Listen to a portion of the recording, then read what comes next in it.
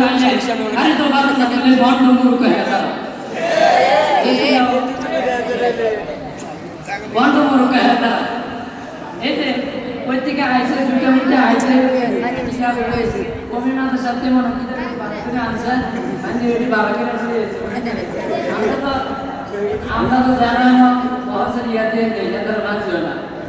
এটা কোনো সময় দিতে তার মানে কি দেয় আমরা প্রস্তুতি নিতে আর আমরা প্রস্তুতি সারে ডাইরেক্ট চ্যালেঞ্জ আই সুলতান তার মানে কি মনে হয় না মানে তারা ইদাবাদী মোতালা কইরা ওই কমি মানুষের কাছে যাইয়া বোখারি শরীফের ওই সর্বপ্রথম হাদিস চলতে যায় তারপর মুসলিম শরীফের সর্বপ্রথম হাদিস চলি তারপর ওই নুরানি মাসাদ নুরানি পদ্ধতি বরাক এই হেডি থেকে হাদিসের কাম কর বাস আইনে এড়িয়ে ধরে দিয়ে তো আমি বেশিক্ষণ বলবো না তাদেরকে বেশি মজা দিয়েছে এটা গন্ধ শুরু শুরু নিচ্ছে জানো যে এখানে যে বললো এটা ফায়দা আমি বলবো যে এটা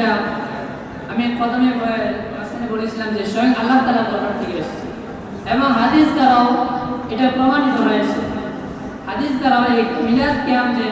জায়েজ এটা হাদিস দ্বারাও প্রমাণিত হয়েছে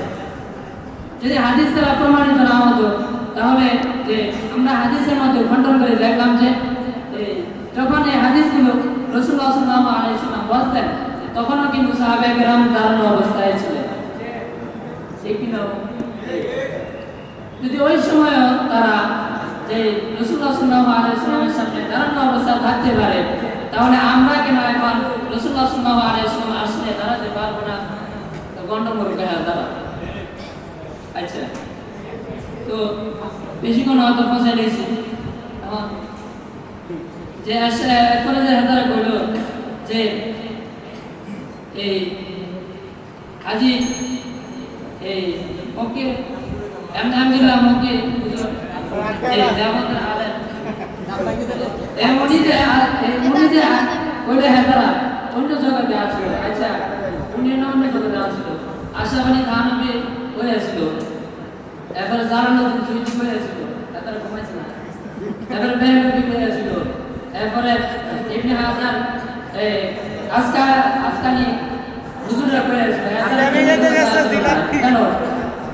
একটা নাম তো এটা আসলো একটা নাম কিছু আসলো তাহলে হাজার আল্লাহ হাদিস দ্বারা আমরা প্রমাণিত করতে পারি যে মিলাদ কিয়াম জায়েজ